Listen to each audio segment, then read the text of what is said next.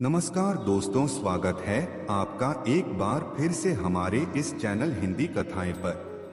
प्रिय दर्शकों, आज की जो कहानी है, आज का जो प्रश्न है, वह बड़ा ही ज्ञानवर्धक है। प्रिय दर्शकों, आज के वीडियो में मैं आपको जो कहानी सुनाने जा रही हूँ, यह एक कोभी की कहानी है। जिस कहानी में एक कौवे ने ऐसी ज्ञानवर्धक 4 बातें बताई है उस कोभी की, यह ज्ञानवर्धक बातें जो आपको वह सीख देकर जाएंगी जो आपने कभी सोचा भी नहीं होगा। यह कहानी बहुत ही ज्ञानवर्धक एवं प्रेरणादायक है। वो कौन सी 4 बातें हैं जो कौवा ने बताई है? क्योंकि प्रिय दर्शकों, किसी ने कमाल की बात कही है कि चाहे भूखे मर जाना पर इन 4 लोगों से कभी मदद की भी एक मत मांगना। तो प्रिय दर्शकों, वह कौन से 4 लोग हैं जो कौवा ने बताया है कि भूखे मर जाना पर इनसे कभी मदद की भीख मत मांगना? आइए जानते हैं इस कहानी के माध्यम से। प्रिय दर्शकों, एक समय की बात है कि किसी जंगल में एक बार सूख पड़ गया। उस जंगल में बारिश के मौसम में भी पूरे साल बारिश नहीं हुई। जंगल में एक बूंद पानी भी नहीं बचा था। वहां पूरी तरीके से सूखा पड़ चुका था। इसीलिए जंगल के रहने वाले जानवरों के लिए, पशु पक्षियों के लिए कोई भी खाने की व्यवस्था नहीं रही थी। सब भूखे मर रहे थे। जानवर, पशु पक्षी धीरे धीरे उस जंगल को छोड़कर दूसरे जंगल की ओर जाने लगे थे, दूसरे राज्य की ओर जाने लगे थे। प्रिय दर्शकों, उसी जंगल में एक कौवा का जोड़ा रहता था। वह कौवा का जोड़ा एक वृक्ष की डाल पर बैठा हुआ था। कोभी बहुत ही भूखी थी क्योंकि 3 दिन हो गए थे और कौरवों को भी के लिए कुछ खाने को नहीं था। कोभी बैठी बैठी इधर उधर निहारती है कि कहीं कुछ खाने को दिख जाए। तब तक क्या होता है कि उस वृक्ष के नीचे एक लोमड़ी अपने मुंह में मांस का टुकड़ा दबाकर ले आती है। कोभी उसे देखती है तो उसके मुंह में पानी आ जाता है। तो कोभी जो थी, लोमड़ी से कहने लगी कि है बहन, मैं 3 दिन से भूखी हूँ, बहुत बड़ी मेहरबानी होगी अगर आप इसमें से थोड़ा सा मांस का टुकड़ा हमको भी दे दो। हम 3 दिन से भूखे हैं, हमारी भूख शांत हो जाएगी, नहीं तो मैं मर जाऊंगी। प्रिय दर्शकों, लोमड़ी ने देखा कोभी की तरफ की कोभी अपने पति के साथ बैठी है। लोमड़ी तो बहुत चालाक थी। यहाँ तो आप जानते हैं कि लोमड़ी बहुत चालाक होती है। लोमड़ी ने विचार किया कि इस मांस के टुकड़े से तो मेरा पूरे तरीके से पेट भी नहीं भरेगा और यह अच्छा मौका है, इसको भी को अपने पास बुलाती हूँ और जैसे ही यहाँ को भी पास में आएगी, इसको मार दूंगी और खा जाऊंगी, जिससे मेरा पेट भर जाएगा। प्रिय दर्शकों, फिर लोमड़ी ने कोभी से कहा कि कोभी घबराओ नहीं, तुम नीचे आ जाओ और तुम मेरे पास में ही बैठकर मेरे साथ यहाँ मांस का टुकड़ा खा लेना। यह सुनकर वह कोभी तैयार हो जाती है और जब कोभी लोमड़ी के पास जाने को होती है तो वह उसका पति उसे रोक लेता है। कौरवों को भी से कहता है कि अरे पागल हो गई हो क्या तुम कहाँ अपने दुश्मन के पास जा रही हो? यह बहुत चालाक है, यह तुम्हारे जाते ही वह मांस का टुकड़ा छोड़ देगी और तुम्हें मारकर खा जाएगी। कोभी कहती है कि नहीं पीजी, मैं जाऊंगी, मुझे बहुत भूख लगी है। वह लोमड़ी बहुत अच्छी है, मुझे नहीं मारेगी। उसने मुझे साथ में बैठकर मांस का टुकड़ा खाने के लिए बुलाया है।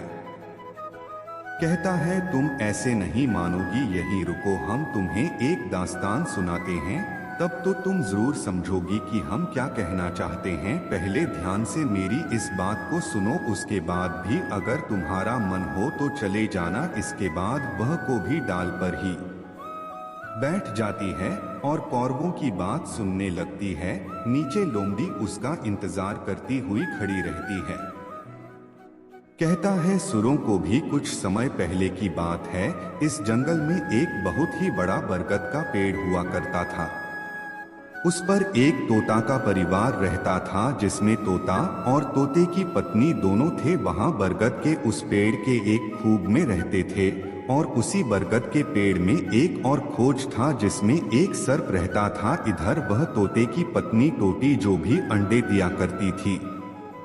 तो वह सब उन अंडों को खा जाया करता था और कभी कभी तो अंडों में से निकले हुए तोते के बच्चों को भी खा जाया करता था। इस बात से तोता और टोटी बहुत ही परेशान थे। वह कई बार से कोशिश कर रहे थे कि सांप से अपने बच्चों को बचा सके, परंतु जब भी वह खाना लेने कहीं जाते तो सर आता और उनके घोंसले में से अंडे खा लेता। यह देख कर के टूटी बहुत परेशान हुआ करती थी। एक दिन वह दोनों तोता और टोटी उस पेड़ की डाल पर बैठकर रो रहे थे। तभी उन्हें रोता देखकर उस पेड़ की डाल पर एक में आकर बैठ जाता है। नीलकंठ उन्हें देखकर बोलता है, अरे तुम दोनों क्यों रो रहे हो? टूटी तुम्हें क्या हुआ, तुम क्यों रो रही हो? तब टूटी ने अपनी सारी दास्तान नीलकंठ को सुना डाली और कहा, मेरे साथ ऐसा कई बार हो चुका है। मैं जब भी अंडे देती हूँ तो वह सर आता है और मेरे बच्चों को खा जाता है। वह सब किसी पेड़ की दूसरी खो में रहता है। वह हमारे जाते ही घोंसले में आकर बच्चों को खा जाता है, अंडों को खा जाता है। मुझे यह देखकर बड़ा दर्द होता है। तो कहती हैं, हम दोनों आखिर कर भी क्या सकते हैं? हम दोनों उसे अपना बदला भी नहीं ले सकते हैं। वह बहुत ही खतरनाक है, बहुत ही जहरीला है। अगर हम उससे बदला लेने गए तो वह हमें भी मार डालेगा। हम दोनों इस बात से बहुत परेशान हैं। नीलकंठ को उस तोते की बात सुनकर बड़ा तरस आ जाता है और नीलकंठ उस चोटी से कहता है कि तुम मेरे साथ चलो, यहाँ पास में एक तालाब है, हम वहाँ से मछलियाँ पकड़ कर लाएंगे। टोटी कहती है कि मैं कुछ समझा नहीं भाई, आखिर मछली लाने से क्या होगा? तब वहाँ नीलकंठ समझाता है कि जब दुश्मन भारी पड़ जाए, जब शत्रु पहलवान हो, बड़ा हो और उसे जाकर लड़ना असंभव हो, तब उसे बुद्धिमानी से हराना चाहिए। तो ने कहा, वह कैसे करेंगे? तो नीलकंठ समझाता है कि हम पास वाले तालाब से मछली पकड़ कर लाएंगे और उसी के थोड़ी दूर पर एक नेवले का बिल है, हम वहां मछलियां नेवले के बिल के दरवाजे पर डाल देंगे और ऐसे ही करते करते नेवले के बिल से लेकर शाम के खो तक मछलियां रख देंगे। नेवला मछलियां खाते खाते यहाँ तक आ जाएगा और जैसे ही वह शाम को देखेगा तो वह सांप को मार देगा। इससे तुम्हारा शत्रु मर जाएगा और तुम्हारे बच्चों को किसी से भी खतरा नहीं होगा। प्रिय दर्शकों, टोटी ने जब मिलकर की यह बातें सुनी तो उसे पूरा भरोसा हो गया कि इस तरीके से उसका दुश्मन खत्म हो सकता है। टोटी बिना समय बर्बाद करें अपने पति तोता को लेकर नीलकंठ के साथ नदी की तरफ जाती है और वहां वह तीनों मछलियां उठाकर नेवले के बिल के बाहर से रखना शुरू कर देते हैं और आखिरी मछली सांप के बिल के बाहर छोड़ देते हैं। इसके बाद पेड़ के ऊपर जाकर बैठ जाते हैं और इंतजार करते हैं कि नेवला बाहर आएगा और मछलियों को खाते खाते सांप के बिल तक पहुंच जाएगा। उधर जब नेवला अपने बिल से बाहर निकला तो उसने अपने बिल के बाहर एक मछली पड़ी हुई देखी। तो वह मछली देखते ही बहुत खुश हो गया और भगवान का शुक्रिया अदा करने लगा। वह कहने लगा कि हे भगवान, बहुत बहुत धन्यवाद कि आपने आज भोजन मेरे घर तक पहुंचा दिया। नेवला उस मछली को बड़े चाव से खा जाता है। उसके बाद जैसे ही नेवला और आगे बढ़ता है तो उसे एक और मछली मिलती है, वहां उस मछली को भी खा जाता है। ऐसे ही खाते खाते नेवला आखिरी मछली तक पहुंच जाता है जो कि सर के बिल के बाहर रखी थी।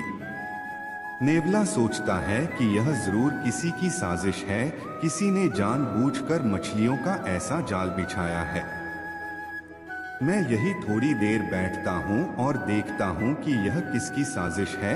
वह नेवला सांप के बिल के बाहर ही बैठा रहता है और इंतजार करता है कि यह बिल किसका है, किसने मुझे जाल में फंसाया है। तभी वह देखता है कि बिल में से एक सर बाहर आ रहा है। प्रिय दर्शकों, सांप और नेवले तो बड़े दुश्मन होते हैं। नेवला समझता है कि अच्छा यह सर ने मुझे अपने जाल में फंसाया। इसके बाद सब और नेवले में भयंकर घमासान होता है और आखिर में नेवला सर को मार डालता है और खा जाता है। यह देखकर टूटी बड़ी खुश होती है और दान से चिल्लाने लगती है, धन्यवाद नेवला, आपने हमारे दुश्मन को मार डाला। टूटी सारी दास्तान सुनाते हैं। नेवला यह देखकर समझ जाता है कि यह टोटी का बिछाया हुआ जाल था, इसने मेरा इस्तेमाल किया है। वह टोटी से कहता है कि वहीं से धन्यवाद दोगे क्या, नीचे आकर धन्यवाद दो। प्रिय दर्शकों, वह टोटी खुशी के मारे बिना कुछ सोचे समझे और करके नीचे चली जाती है और नेवले के पास जाकर बैठ जाती है। परंतु प्रिय दर्शकों, वह नेवला उसे भी मार देता है, उसे भी खा जाता है।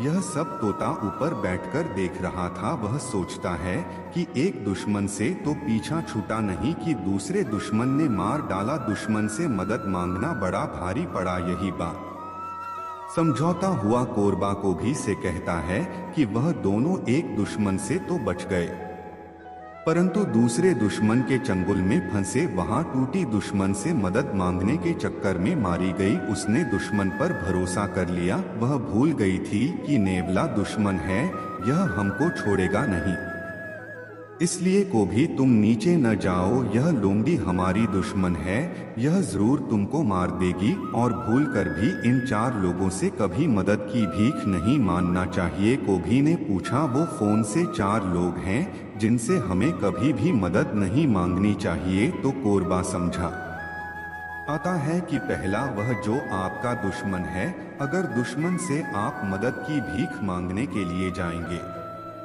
तो वह दुश्मन कभी आपकी मदद नहीं करेगा, उल्टा आप पर वार कर देगा, आपको नुकसान पहुंचाएगा, आपको मार भी देगा। इसलिए दुश्मन से कभी भी मदद की भीख नहीं मांगनी चाहिए। दूसरा व्यक्ति है अभिमानी घमंडी। अभिमानी व्यक्ति के पास भी कभी मत दर्द की भीख मांगने नहीं जाना चाहिए, क्योंकि अगर आप अभिमानी व्यक्ति के पास मदद मांगने गए, सुबह आपका अपमान कर देगा, आपको शर्मिंदा कर देगा।